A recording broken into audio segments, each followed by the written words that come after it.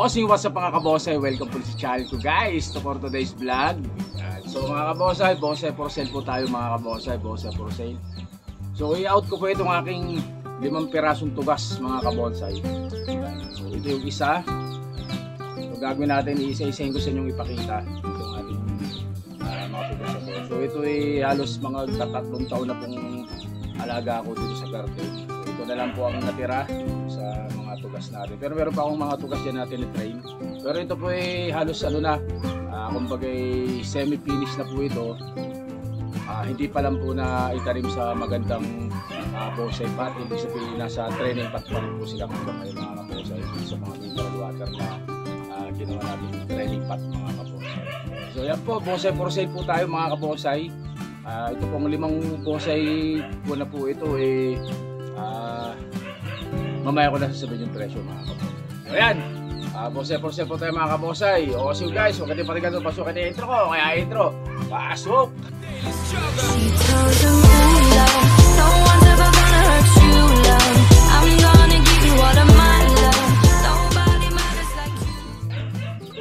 At ito na nga guys. So ito po, unahin ko itong medyo mas malaki. Kasi yung iba mga maliliit. Itong maliliit itong iba. So unahin natin itong mas malaki-laki ng konti. Pinakamalaki sa lahat. So ito ay siguro simula sa truck niya. Mga 1 tangkal. Magdadalawang tangkal po ang taas nito mga kabonsai. Halos 3 years ko na po itong alagang tugas na to. So out natin to mga kabonsai. So ayan po.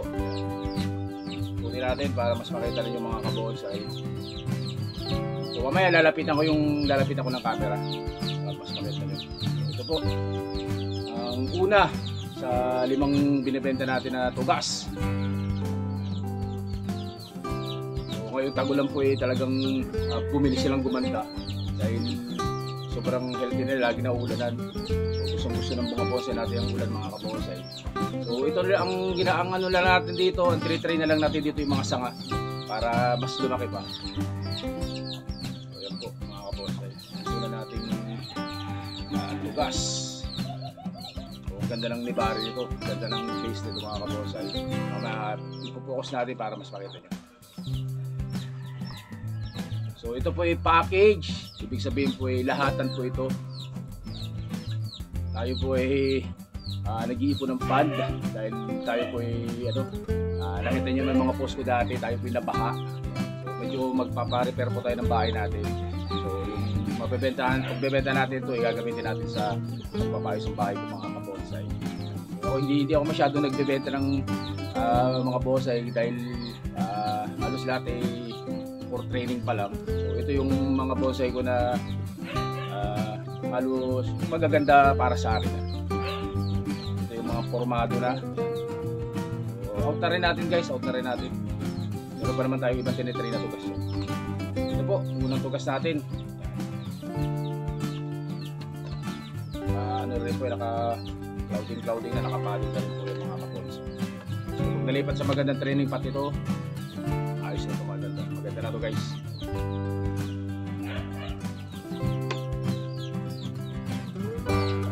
So guys, ito naman po yung pangalawa sa 5 tugas na binibenta natin mga kabonsai. Ilalapit natin para makita nyo. So ito yung medyo mas maliit ng konti ito kaysa doon sa nauna natin tugas. Pero ito po formado na rin po ito mga kabonsai. Ito naman ang forma hanggang silip na silip. Ganun din po ito, halos magkakaedad po ito. Ito po yung mga naiwang bonsai ko na talagang pinilit natin hindi maibenta dati. Pero pwede pakakawalan na po natin sila mga kabonsai. Naka-training pot pa rin, pasag pa. Pagsakat to ng santol dito dati nung nagsantol dito sila dito. Buti walang tinamaang sanga.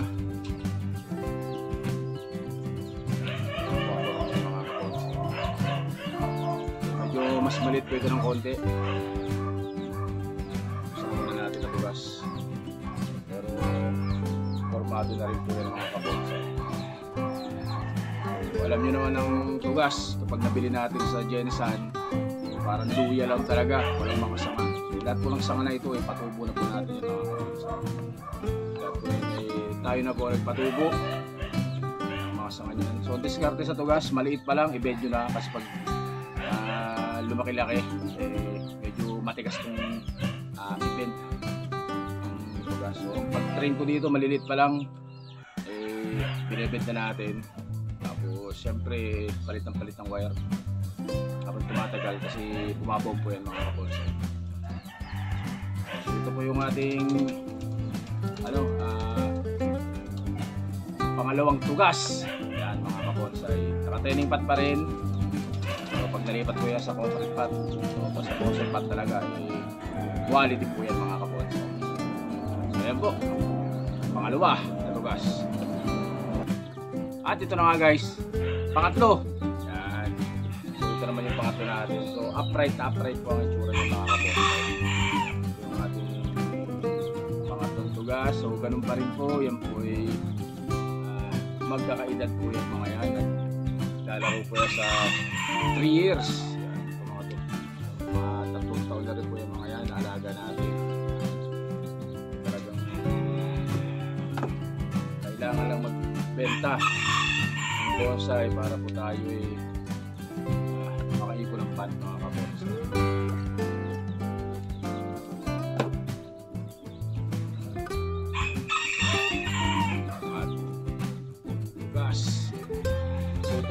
Isang tangkal po. Isang tangkal ng mahigit ng konti. So, wala dun sa puno niya mga kabonsai.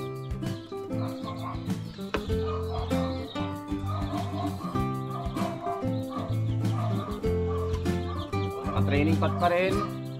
Laging mineral. So, ang tugas naman po hindi naman maselan. So, madali lang po dito madali lang madali lang palit ng paso, madali lang mag-repat. Kailangan ng repat medyo masela yung tugas, madali lang mag-repat po guys. Kahit hindi na pwede pulit yan, basta tilagay lang sa lilim kung natin na sa concrete pad o sa training pad mga kapolsa. Ikot natin para makita ninyo. Lapit-lapit pa natin ang konti. Lapit pa.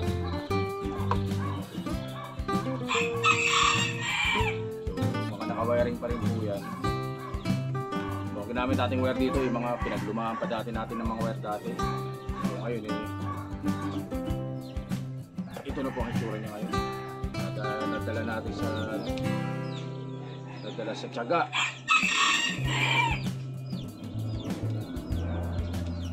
Ito po, medyo malilit ang dahon nito guys. Lagi din natin itong natitrim. Kaya mas kumita ang dahon ng mga kapolsa. So ito na po ang ating pangatlo. Tugas na pangatlo natin mga kapolsa. At na yun guys, ang pang-apat po natin mga kapolsa. Ito talagang maliit po ito. Small na small siya. Kaya sa santang ka lang po ang taas nito mga kapolsa. So ganito yung medyo challenging gawin, yung ganitong mga maliliit.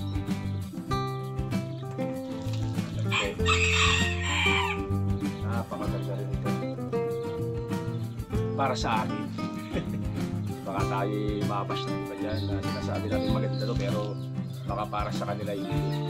Dahil ito po yung ating pinaghirapan, tayo po talaga mismo ang gumawa nito. Sa panonood, sa pati ng mga workshop, seminar, so tayo po kahit pa paano natuto rin po tayo. Pinagprima natin ito yung gawin. Ikot natin, lapit natin para mas maliit po ito, mas maliit. Chip nito. Yun, natugas.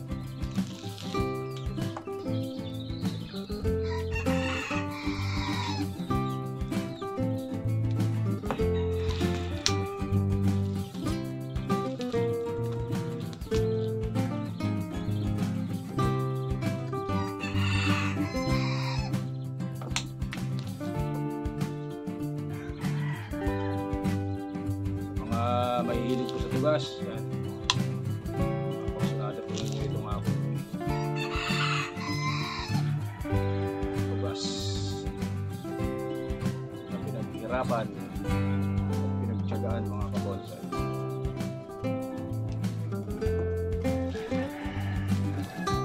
Ganun pa rin, naka-training pat pa rin po, pero madali na po mag-repat.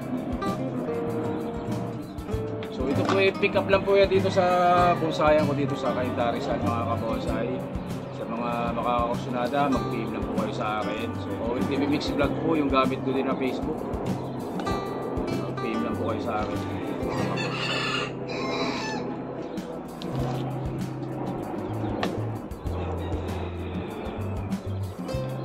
Tugas na maliit mga kabonsay. Ito po yung ating pang-apat na tugas guys, pang-apat. Guys, ito po yung ating pang-lima. Yan, ito po yung pang-lima doon sa limang tugas na bonsai na binibenta natin. So itong isang ito ay medyo mas malalaki pa ang dahon. Dahil ito po ay huli nating na-train ito, Isa na to. So ganyan din po yan ang tangkal niya. Isang tangkal din at mahigit ng konti.